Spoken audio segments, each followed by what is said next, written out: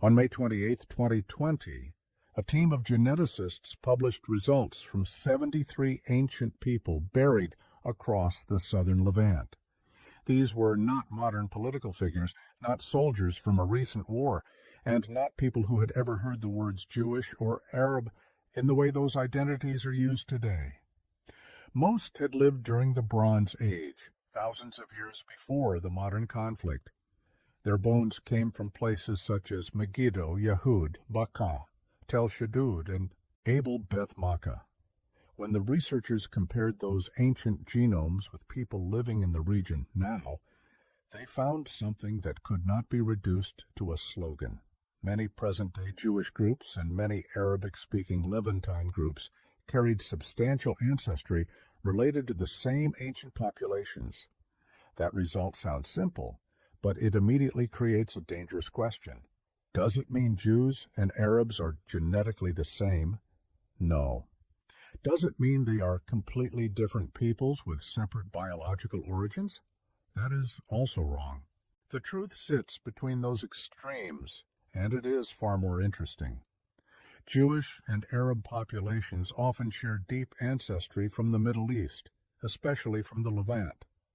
But thousands of years of migration, conversion, marriage, isolation, conquest, exile, and local mixing created real differences between communities.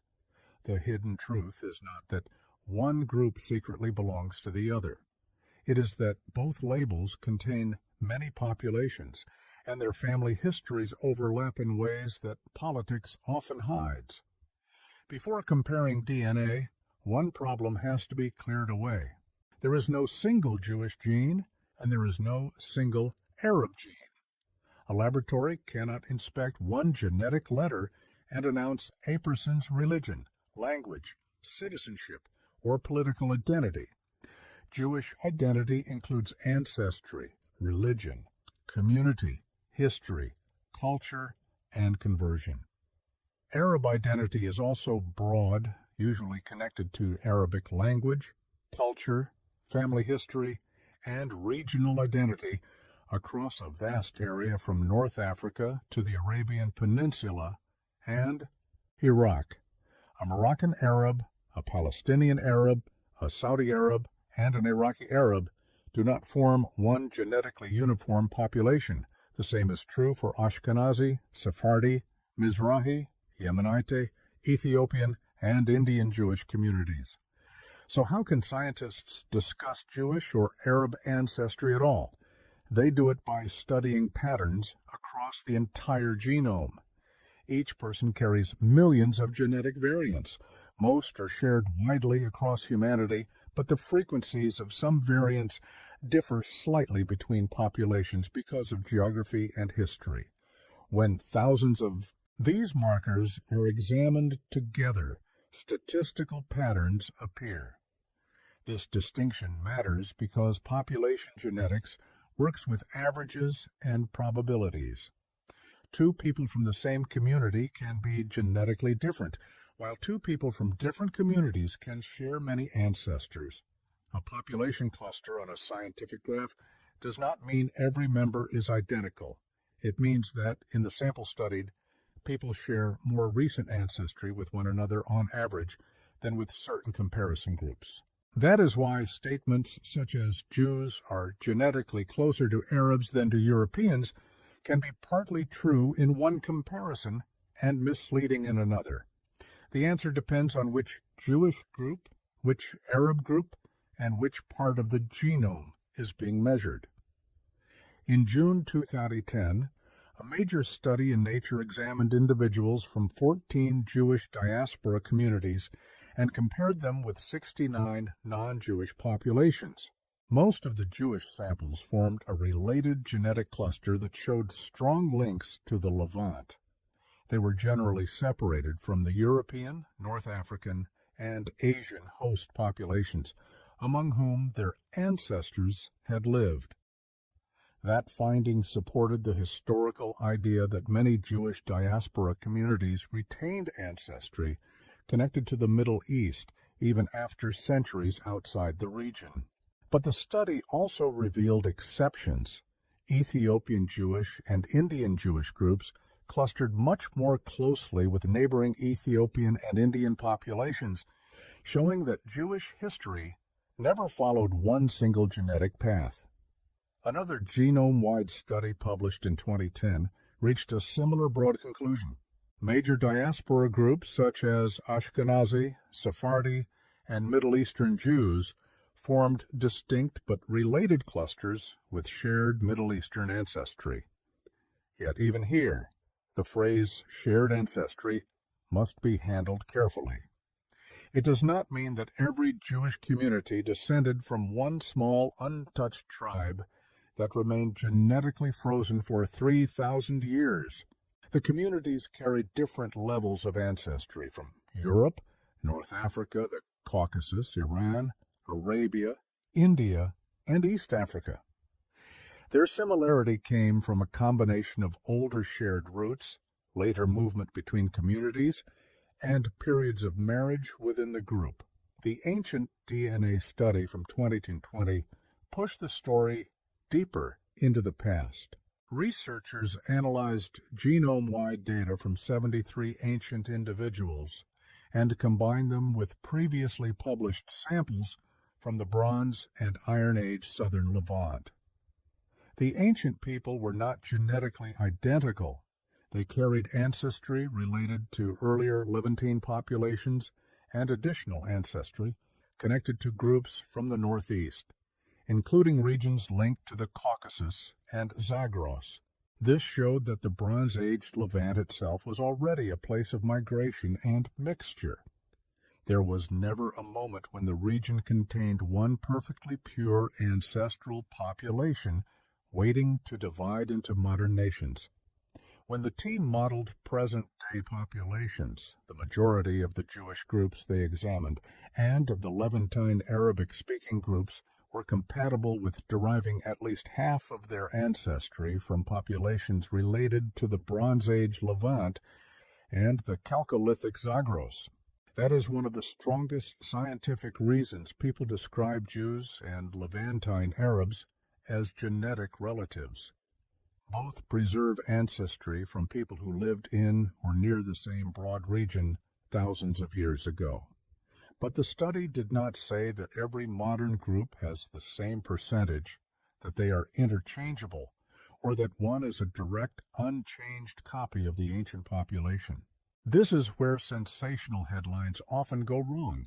Ancient DNA cannot take a skeleton labeled Canaanite and identify it as a modern Israeli, Palestinian, Lebanese, Syrian, Jordanian, or Jew. Modern identities form through later history. The ancient samples are genetic reference points, not passports. They show that ancestry connected to Bronze Age Levantine populations survived in many people living today. They also show that every modern group received additional ancestry after the Bronze Age. That may sound less dramatic than declaring one modern people the true descendants of the ancient land, but it is the scientifically honest answer. Now consider the word Arab. The Arab world stretches across regions with very different population histories. Levantine Arabic speakers often carry large amounts of ancestry related to ancient Levantine populations. People from the Arabian Peninsula can carry more ancestry associated with ancient Arabian lineages, together with varying contributions from the Levant, Iran, East Africa, South Asia, and other regions. North African Arabic-speaking populations often preserve major ancestry from older North African groups, mixed with contributions from the Middle East, Europe, and Sub-Saharan Africa. Arabic language and culture spread far beyond the genetic homeland of any one tribe. Large genome studies of the Middle East show gradients rather than clean walls. Lebanese, Syrians, Jordanians, Palestinians, Druze, Bedouin groups, Iraqis, and Arabian Peninsula populations occupy related but distinguishable positions. Religion and marriage customs also matter, because communities that marry mostly within themselves can become more genetically distinct over time, even while living beside other groups. The Levant is therefore not one cluster, and the Arabian Peninsula is not another perfectly separate cluster. People fall along overlapping lines, shaped by ancient ancestry and more recent movements. This helps answer the central question. A Palestinian and a Mizrahi Jew may share more recent regional ancestry than either shares with a distant northern European population. A Lebanese Christian, a Druze individual, a Syrian Muslim, and a Sephardi Jew may all carry ancestry connected to older Levantine peoples, but in different proportions and mixed with different later sources. An Ashkenazi Jew may carry a strong Levantine-related component together with substantial Southern European-related ancestry. A Yemenite Jew may be closer in some analyses to Southern Arabian populations than an Ashkenazi Jew is. There is no single distance between Jewish DNA and Arab DNA. Ashkenazi Jewish history makes this especially clear. Genome-wide studies usually place Ashkenazi Jews between European and Middle Eastern populations.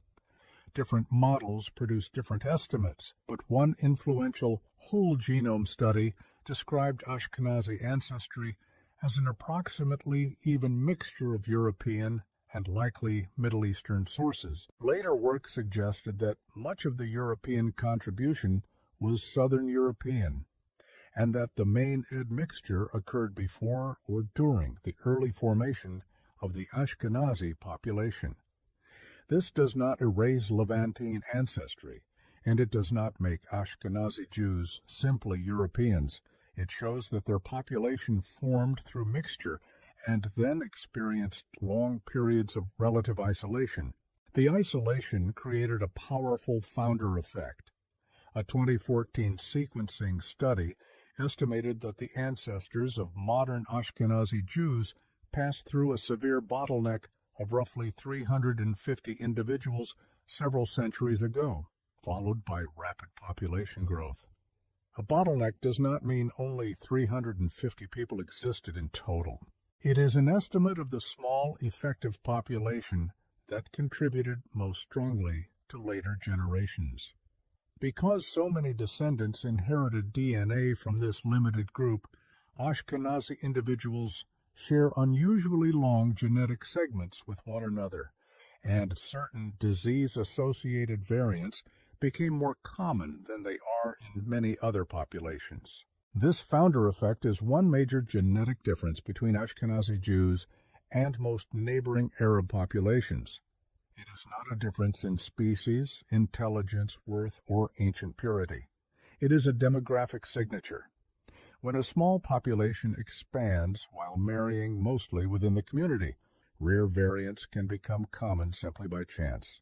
Similar processes have occurred in Finns, Icelanders, Amish communities, island populations, and many tribal groups.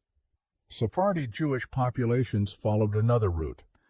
Their histories include long residence in the Iberian Peninsula, expulsion from Spain and Portugal, and later settlement in North Africa, Italy, the Balkans, the Ottoman Empire, and the Eastern Mediterranean.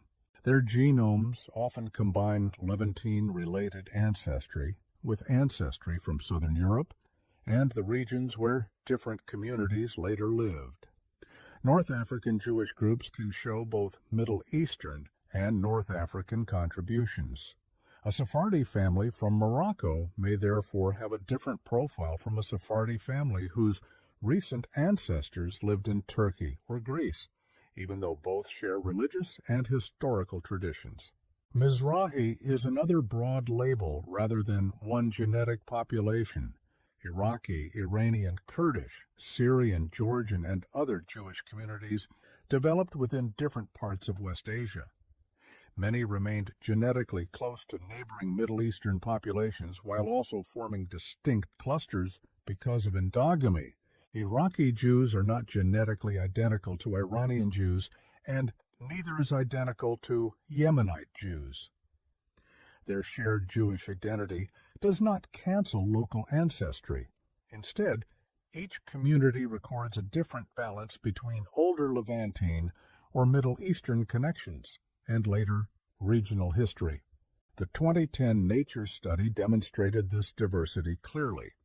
Most Jewish groups traced substantial ancestry to the Levant, but Bene Israel and Kokan Jews from India clustered largely with Indian populations, while Beta Israel clustered largely with Ethiopian populations. Bene Israel also showed evidence of a paternal connection to the Levant in earlier research, which fits a history of a small migrant group mixing with local people. They show why genetics cannot define religious legitimacy. Communities can be formed by migration, conversion, adoption, and shared tradition, as well as by biological descent. Arab populations contain equal complexity. Palestinians are Levantine Arabs, but Palestinian communities are not genetically uniform. Geographic location, religion, urban or rural history, and marriage patterns can create differences. Lebanese populations show genetic substructure associated partly with religious community and historical isolation. Druze communities experienced strong endogamy after their religion formed around 1,000 years ago. Bedouin groups may carry stronger Arabian Peninsula-related ancestry and can differ significantly between tribes. Iraq contains Arab, Kurdish, Assyrian, Turkmen, Marsh Arab, and other populations shaped by Mesopotamian, Iranian, Arabian, Caucasian, and additional ancestry. The spread of Arabic after the 7th century did not require the complete replacement of everyone from Morocco to Syria by migrants from Arabia. Language and culture can spread through political power, religion, trade, social advantage, and gradual conversion. In much of the Levant and North Africa, local populations adopted Arabic while retaining large parts of their earlier ancestry. There was also real migration from the Arabian Peninsula, but its genetic impact varied by region. This is why a Lebanese Arab can be genetically closer to other Levantines than to a person from southern Arabia, even though both speak Arabic. The same principle applies to the Jewish diaspora. Exile and migration did not mean that every Jewish person left the Levant at one moment, nor that no one converted into Jewish communities afterward. Jewish populations already existed around the Mediterranean and in Mesopotamia before the Roman destruction of Jerusalem in 70 CE. Some communities grew through migration, natural population increase, and probably conversion. Later persecution, legal restrictions, local marriage patterns, and religious rules created different levels of isolation. The genetic record is therefore not a single line leaving ancient Israel. It is a network. Y chromosome studies once seemed to offer a simpler answer. The Y chromosome passes mainly from father to son, so researchers used it to trace paternal lineages. Haplogroups called J1 and J2 are common in many Middle Eastern populations, including various Jewish and Arab groups. Early studies found that Jewish and non-Jewish Middle Eastern populations shared a pool of Y chromosome lineages. This supported common regional ancestry, but J1 and J2 are not Jewish or Arab chromosomes. They are ancient branches that existed long before modern ethnic identities and are also found in other populations across the Middle East, Caucasus, Mediterranean, and beyond. A shared haplogroup is only one line in a family tree. Your father's father's father contributes one Y chromosome line if you are male, but he is only one of countless ancestors. Go back 10 generations, and a person can have hundreds of genealogical ancestors, while the Y chromosome follows just one. Mitochondrial DNA follows one maternal line in the same way. These tools are valuable, but using them to define an entire people is like describing a library after reading one sentence from one book. The famous research on the Cohen priestly tradition shows both the power and the limit of this method. Some Jewish men who identify as Kohanim share Y chromosome lineages more often than expected by chance, consistent with descent from a limited number of paternal founders. But not all Kohanim carry one identical lineage, and the lineages cannot identify Aaron or any named biblical person. The results may support long-term paternal continuity in some priestly families. They do not prove the Exodus, identify a biblical individual, or provide a genetic certificate of religious status. The same warning destroys one of the most dramatic claims in the draft version of this story, that a J1 lineage might be the DNA of Abraham. No genetic study can identify Abraham. A branch such as J1P58 contains large numbers of men whose common paternal ancestors lived at different times, and estimates depend on sampling, mutation rates, and which sub-branch is examined. Even if one lineage expanded in the Middle East several thousand years ago, thousands of men were alive in that place and period. DNA does not preserve a name. Calling one unknown ancestor Abraham turns a population estimate into a religious conclusion that the data cannot support. Maternal DNA creates another layer of debate. Some studies of Ashkenazi mitochondrial lineages have argued that major maternal founders had deep European origins, while paternal lineages showed stronger Middle Eastern connections. Other researchers have challenged parts of that interpretation or emphasized uncertainty in locating ancient lineages. The safest conclusion is that Ashkenazi formation involved sex-biased and regionally complex admixture, not a clean story in which all men came from the Levant and all women came from Europe. Genome-wide DNA, which represents ancestors from all family lines, gives a more complete picture than either the Y chromosome or mitochondrial DNA alone. So how different are Jewish and Arab populations when the whole genome is examined?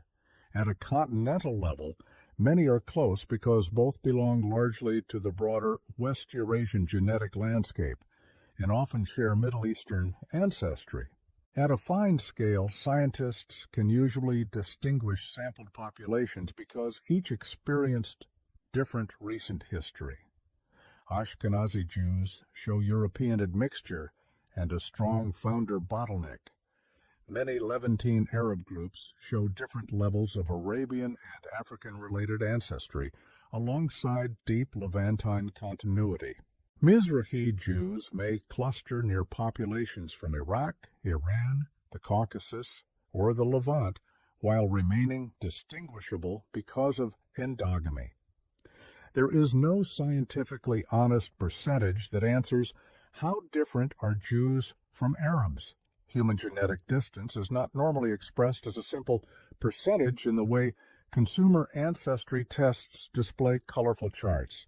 Researchers use measures such as allele frequency differences, principal component analysis, identity by descent sharing, and statistical models of ancestry. The results depend on the comparison. An Ashkenazi Jew and a Saudi Arab may look more different than an Iraqi Jew and an Iraqi Arab. A Palestinian may be closer to one Jewish group than to another. Individual families can break every average.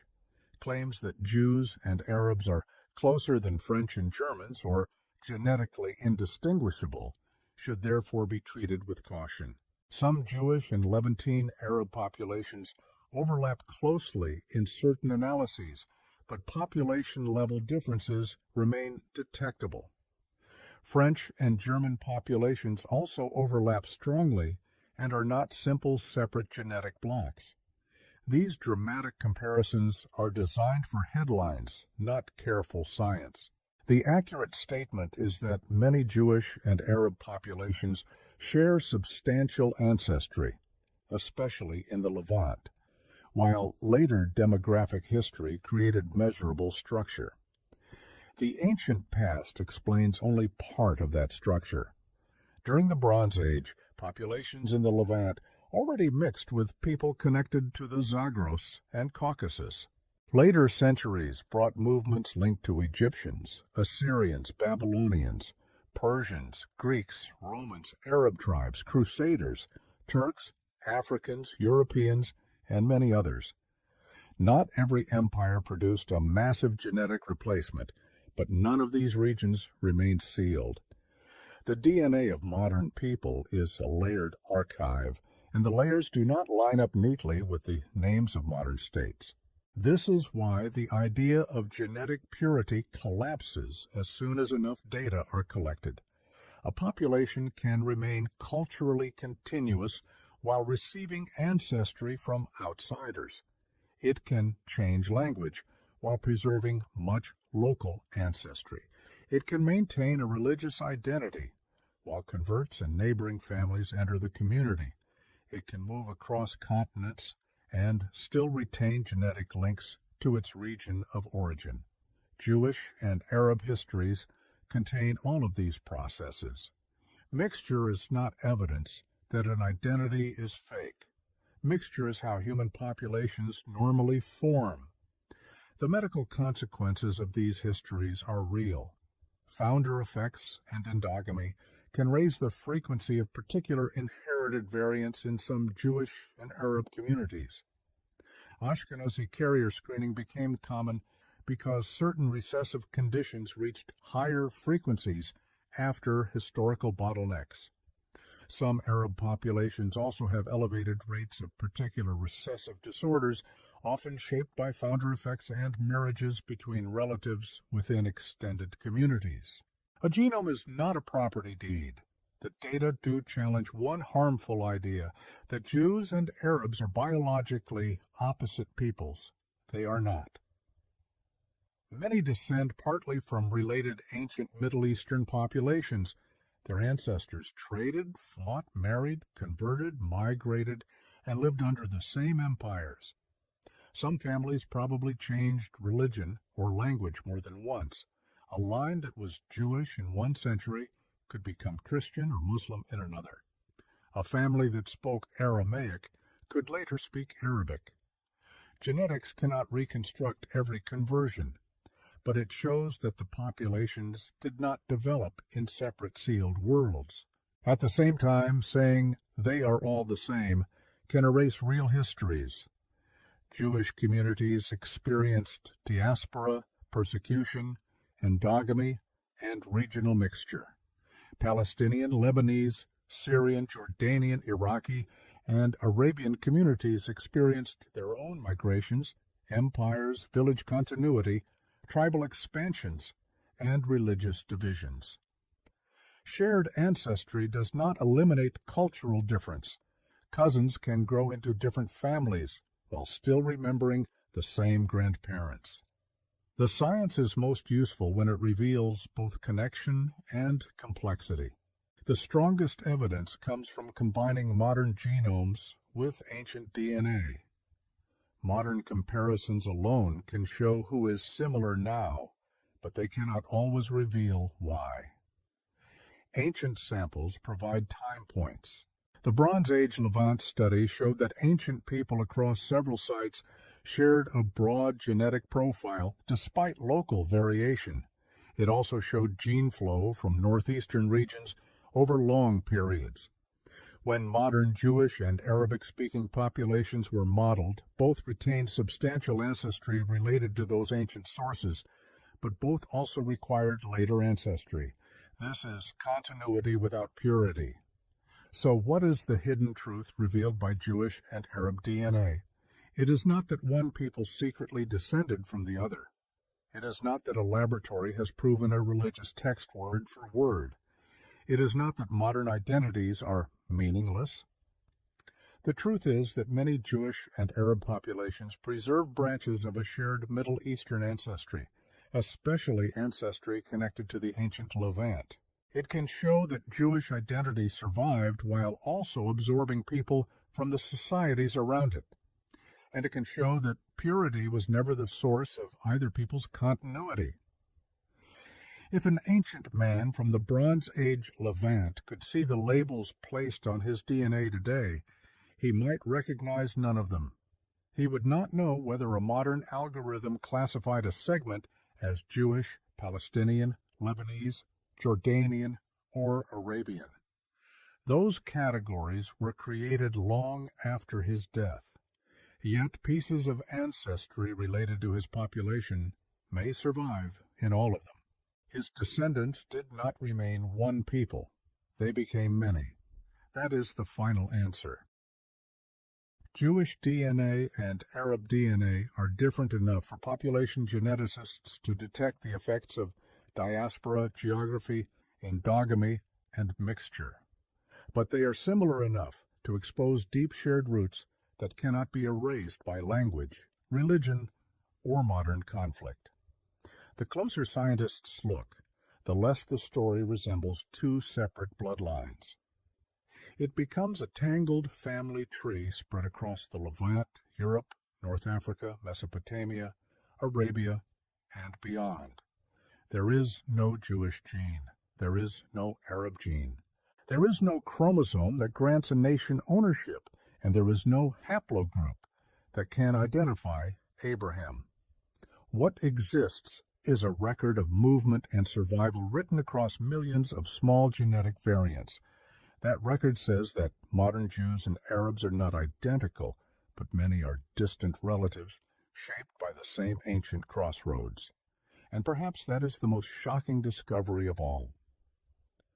The DNA does not choose a side. It preserves every journey, every marriage, every conversion, and every migration without caring what later generations call themselves. Beneath the arguments about who came first lies a quieter truth. Many of the people making those arguments carry pieces of the same ancient population inside them. The past does not tell us what political decision to make today, but it does remove one excuse. No one can honestly claim that these populations are separated by some deep biological wall. The wall was built by history, identity, fear, and power. The genes beneath it remain connected, so when someone asks how different Jewish DNA really is from Arab DNA, the correct answer is not one percentage. It is a story. It begins in ancient Levantine towns, moves through empires and deserts, crosses the Mediterranean, survives exile and conquest, passes through villages, synagogues, churches, and mosques, and finally arrives in modern laboratories. The story contains difference. But at its oldest layers, it also contains family. And the next time a headline claims that science has discovered the true owner of an ancient land, remember what the data actually show. The ancient Levant did not leave one descendant. It left many. The evidence belongs to history, not to one modern slogan. The deeper we travel into the DNA, the harder it becomes to draw a clean line between the people on opposite sides of it.